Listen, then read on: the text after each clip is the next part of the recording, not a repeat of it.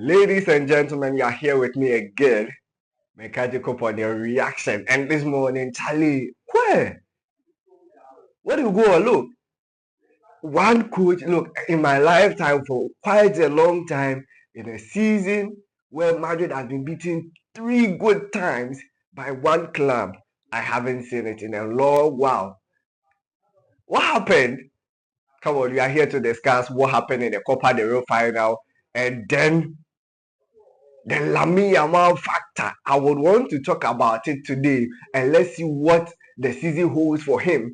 That young man has a lot of prospect, and I think that we are now moving from what we call prospect to look that more than potential. He is gradually look even at his teen age, he's showing that he's at his peak, and I think that we are getting to that level where we thought somebody like Ansu Fati would have been by now. But it's rather unfortunate. Lamine is almost there, almost there. So that is what we have for you today. We are discussing the Copa del Rey final. What happened? What transpired? What Madrid could have done right? What they didn't do right? What Barca did right? What where they faulted and what didn't happen? And what happened? Quickly, let me have my tea because Charlie today Madrid has been cooked properly. Hmm. Let's move on with our cooking for the reaction. Hey. So on Saturday night, it was all about Barcelona all day. Barca, Real Madrid, El Clasico in a Copa del Rey final. A season which has looked more or less like a blemished season for Real Madrid, and then more or less a snowish, if there is any word like that, for Barcelona, aiming for aiming for a triple season in terms of cash or trophies available for them to be grabbed by the same multicolored club, the Catalonian side, who have always been ready for the game. Look, getting into the season, everybody wrote them off clearly because in the market they couldn't do a lot of signings. They didn't even do any signing, proper signing. Yeah, they didn't do that. However, they gathered the pieces together. Kudos to Hansi Flick. He has done a yeoman's job. But before we delve into it, I want to take 1 minute to discuss this with you. This is my words of inspiration for you today. I normally don't do this, but I think it is appropriate that I do it. There is these two stories. One story I want to tell you about. It involves two pots. So you could just name them. If it was in a mathematics class, you would say the X pot and then the Y pot. Now this pot had one owner. Now the owner most of the time carries these two pots to the seaside or to the riverside because they lived in a quite deserted area. So you call it a village, right? So every morning the owner will carry these pots to the riverside, fetch water in them, and bring them back. X pot was not cracked, but the Y pot had a little bit of crack. So therefore, if you fetch water in it, it will be leaking. Now, for those of you who have lived in the village before, you realize that the route over there or the route linking the whole community together are most of the time narrow roads or narrow ways where we have on our right and left side, how do I say this, leaves growing there or grasses, right? So on the right side was the export, which was not cracked or which had no cracks on them. And then on the left side was the white pot, which had a lot of cracks on them or on it, right? Now in the village, you realize that if you live in a village, when the farmer goes to the to the riverside, he usually ties the pot on a one stick, right? Tries to put it on the neck like that. Either with me. So over here was the X pot, which was not cracked, and over here was the Y pot, which was cracked. So he goes to the riverside to fetch water with these two pots, tying them here and here. One was uncracked, the other one was cracked. Now, anytime they get back from the riverside, everybody in the community tend to complain Man, drop the white pot because it is cracked and it is always leaking. You come home with almost virtually no water in the pot. It's just a waste of time. Drop it. Now this man continued and said, I won't drop it. Why? Now with the export, it was always coming home with a full uh, level of water. Not even a drop has been taken off. So the export was always feeling good, feeling big, oh, positive every time. People are giving him praises. But with the whiteboard, every time leakages here and there, everybody in the community complaining, man, you are not good enough. Port, you are not good enough. You are not serving your purpose. You are supposed to come home with a full level of water in you. Why are you coming home with just a quarter? Now you got to a point where the white pot said, I am tired. Everybody complain about me. Now he reported to his boss, please drop me. Don't take me to the riverside again. And the boss says, no, I won't agree. I need you with me.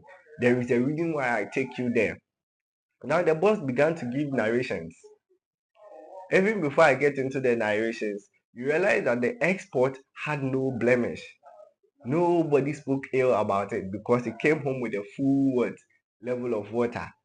But if you come to the white pot, had a lot of cracks and always came home with virtually no water in the pot. This moment, where do you stand? Everybody is complaining about you. You think you are not good enough. My dear, don't worry yourself. You are so much good enough. There is a reason why you do what you do.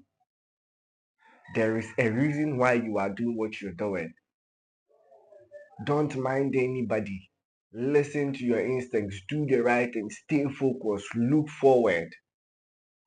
But at every point in time, if you begin to feel like you are not good enough, hell no, don't drop it. Don't drop your pot. Continue to hold on to the pot. So listen to what the boss told the white pot, which was cracked. Gave it a narration and said, you realize that the leaves on the right side or the grasses on the right side are dying. And then the grasses on your side, which means that you, the crackpot, the grasses on your side are growing. Well, do you get what I'm trying to point at? The grass on the left side were growing as a result of the brokenness or the crack in the pot, which had allowed droplets of water, right, to find their way to the grass to help the grass grow properly because the grass needs those soil those water to grow. But on the right side where there were no cracks, the grasses were dying. I want to tell you this morning that out of your mistakes, out of your falling short is growing or is making our community a better one. And then out of your mistakes, that is why we generations to come will not commit such mistakes anymore. And that alone is a credit to you. And then out of your mistake, that is why some of us will continue to be good. Some of us will continue to grow. Some of us will grow and develop to become more flamboyant and become so will flourish to the extent that you yourself, your generations to come will benefit. If not you, this morning somebody is looking at me and saying that, hey, they say I'm useless. What makes you think you're useless? You have a lot of things to do. Look around you. You have a lot of things to do. Even if you have 40 CDs, you can begin selling X. You are going to get profit out of it. Even if you have 15 CDs, or you can buy a bag of water and begin to start sell water. If you don't have anything to do, look, if you have your washrooms outside, you can begin to rent them out and take a penny out of it. That is business. That's somewhere. Don't mind your crackpot. Don't mind it. One of your crackpots is your financial insufficiency that cannot extend to other people. Somebody has no crackpot or that is why he or she is able to spend so much. Don't look at that person. Look at what you are doing today. Make sure your negativity or your fall short will be a positive aspect to somebody. Don't say I don't have, therefore I'm going wrong. Don't do that. Don't. Right? It's not needed. Do you agree with me? So henceforth you tell yourself, I'm the crackpot, I'm the reason why somebody will prosper, I'm the reason why somebody is going to see growth in his or her business, I'm the reason why somebody would have to make a bold step. One man once upon a time met me and said, Jake, if you don't have anything to say, don't say anything negative. Even if you don't have anything to say, it shouldn't be negative. So if everything in your mind is off, it should be positive. Come on, go out and tell somebody how you are looking. You are looking so good. Tell your brother or sister, oh, I think that you are going to be great. I feel like you are going to be good. I feel like the next step is going to be great for you. Aim high. Don't look at your current situations. You can do a lot of things. So enough of that. Let's move on into our today's game. And I want to believe that you are going to have a positive mindset henceforth, that you are the crackpot and you are the reason why a lot of grasses are going to grow and grow well. Okay, we are moving back to Barcelona, Real Madrid. After 90 minutes of 2-all, in terms of scoreline, something happened. We had to go into extra time. First half of the extra time. Look, even prior to the extra time, you realize that after Barcelona scored in the 28th minute through Paul Gubasi, a lot of things went right for them in the first half. They controlled the tempo of the game. Pedri's movement, super exquisite. That guy, look, in the second half, they took their foot off the paddle a little bit. Real Madrid got into the game. And the second half, the changes made by Carlo Ancelotti meant that he's tactically genius. Brought in good passes of the ball in the likes of Modric and then Arda Güler, freeing the likes of Vinicius Jr., Mbappe, run at them, force them to make mistakes, boot the ball, kick the ball into the pool at every given opportunity. Don't dilly around, be direct. And that worked for them. So second half, they grabbed 2 goals out of nowhere. Look, in games, taking your moments are very important. Barca could have killed the game within the first 25 to 30 minutes of the second half, even though they were not playing well. Even though they were not playing well, Madrid had the tempo going, but you could see the versatility of Valverde. In some 5 minutes time, he's playing as a right fullback. In the next 5 minutes, he's playing as a central midfielder, dictating the play of the game, dictating the tempo, even proud to Madrid being introduced into the game, right? And that was clear that Barca had something to lose at the time Modric and Arda Güler were introduced into the game, because these were two good passers of the ball. They could give defense blatant passes even though they were not close to cruise, but they could do something similar. Now, as for Modric, his legs are off. So he could only do the simple thing: give it to me, I pass, give it to me, I pass. Before he could realize he has become the helping hand and at the same time the deficit in the team. Hence, Ferran Torres finding the equalizer at the dying embers of the game, taking the game into extra time. Clearly, Tony Antonio Rudiger couldn't continue. His legs were off. He was tired. He couldn't do it. If he had tried it, man, his legs were going to be cut off. So he had to be changed, substituted. And when the moment he was taken off the game, I realized that this game has been lost by Real Madrid. Look, his aggression, his timing runs, his composure in the game. Look, I feel like gradually Antonio Rudiger is refining his game, which is having some merit and demerit at the same time. Refining his game is helping him to stay out of bookings, right? But at the same time, too, it is not helping the Real Madrid team in terms of the number of tackles won, right? The aggression, it helps. It scares off the attacking uh, attacking sides. So, for example, if you take the Barcelona side, Lamine Lewandowski is more experienced, so he could handle him, right? Ferran Torres. What? Antonio Rudiger at his peak, aggression, versatility, his timing runs, his ability to read the game, win tackles successfully. Ferran won't even come close. Look at the goal he scored. Out of nowhere, Madrid loses the ball by a slip. Ferran gets the ball, gets past Thibaut Courtois. Where was the defense? Where was Asensio at the time? Where was he? Where was Rudiger himself? He has now become more or less a +1 defender to the attacking side. Meanwhile, you were leading at the time. What were you looking for? So you shot yourself in the foot. Talking about Real Madrid. The White Angels are not playing well this season, and clearly everybody has seen that. Individual brilliance has been one thing that has kept the team going over and over again, and I don't think against Barcelona it has worked this season. 2 games, you conceded nine goals and more in the third game, more. So clearly, in the second half of the extra time, where they were not so much recognizable defenders in the game, right? You are allowing the likes of Lamine Yamal to destroy. Already he was on form. That guy is on fire. I'm about to discuss him. He has a whole section on my reaction today. Really.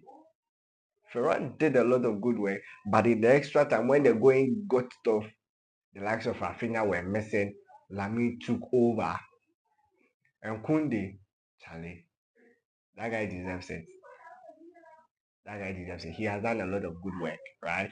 So let's move into today's more discussion on it. Barcelona took it away, and clearly we don't have much to talk about. Everybody knows how good Barca is, but we are here to discuss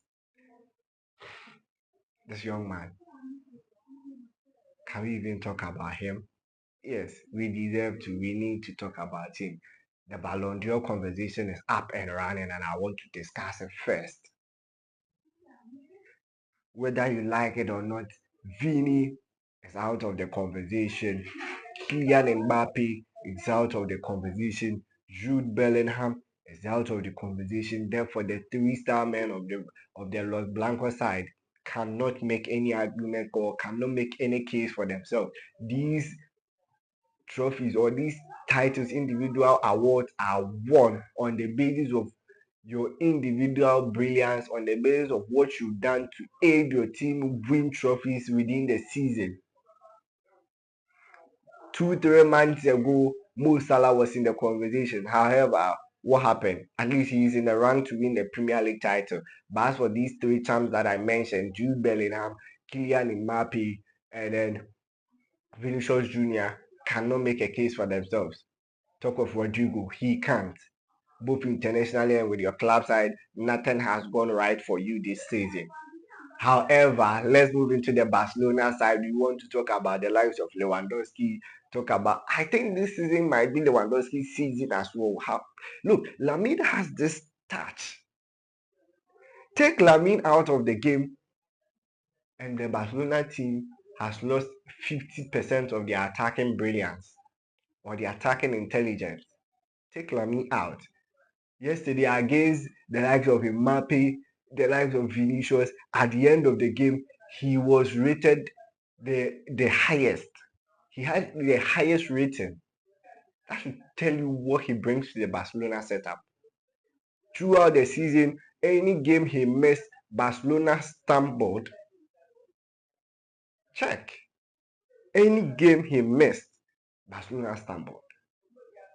Every game. So you would want to say that yes, he's an integral member even at his age of 17, 2007 born, doing this wonders, Charlie.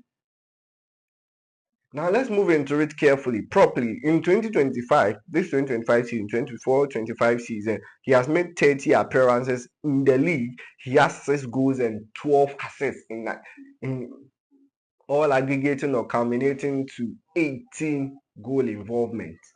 Super. And he has scored very important goals as well. Very important goals. If you go into the UCL, he has made 11 appearances, right? 4 goals, 3 assists, making it 7-goal contribution. So for a 17-year-old who is knocking on the doors of over 25 goal contribution in a season, a 17-year-old playing for no other club than Barcelona.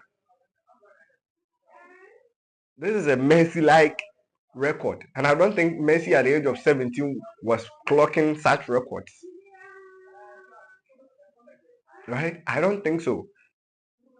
Look, at his age, he's knocking on the doors of a market value of worth 200 million euros. At his age, 17. Messi at the age of 17 had a market value of how much? Come on, let's be serious. The game has grown, right? So if you ask me, I would want to talk about those who won the Copa trophy during last year's or the last 3, should I say yes, the last 3 Ballon d'Or seasons. So during the last 3 Ballon d'Or awards awards night, we've had, I think in 2021 we had Pedri winning the Copa trophy. The Copa trophy is an award given to young talented players who are under 21 years, right? So Pedri won it in 2021. He couldn't do anything significant in the subsequent season.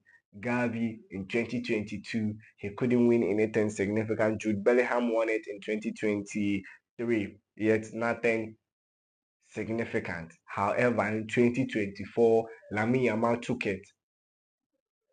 Next season, look, in 2024, when he won it, we had Ada Güler of Real Madrid being second, Kobe Menu of third. Check their performance throughout the season. Kobe Menu is nowhere to be found. Virtually missing. Someone will make an excuse for him that he has been hit with series of injuries within the season. Ada Güler is nowhere near. He is not finding his feet in the Real Madrid team, right? And you would ask that, what has been Lamine Yamal's interest after winning the Copa trophy? He has shown time and time and again that yes, indeed, he's a promising player. But after winning the Copa trophy, he has moved from being a promising to a potential Ballon d'Or winner. And this season, he deserves it. He deserves it. National teams, he has been there. He has been so efficient with his national team. Won the Euros the last time. After, there has not been any significant international games. However, in any of the games he has featured in for the Spanish national team, he has been so integral, so efficient. His presence has been felt. He has been a game changer all over. I don't see any Spanish national team without Lamine Yamal. Let's move on. So we are talking about this guy, the 200. Look, for me, I personally think that he deserves it. He deserves it. All other things being equal, all he needs now is the trophies. As he has won the Copa del Rey, we are looking forward to him winning the Spanish La Liga for the second time. At age 17, you have 2 La Liga titles with you. That's super phenomenal. Fantastic by all standards. He was part of the squad that won it with Xavi in 2023. And in 2025, he's winning it with Hansi Flick. After, if he succeed, I believe, once they get past Inter Milan in the 2-legged affair of the semi-final clash, right? And they meet either Arsenal or Paris Saint-Germain. Once he gets hold of that Champions League title, he deserves it. Look, no other conversations can surpass what he has done. Within this season, no other conversation. Take the Spanish, the Paris Saint-Germain team from the likes of Barcola, Vitinha, Osman Dembele, Congalo Ramos. They've not been exceptional.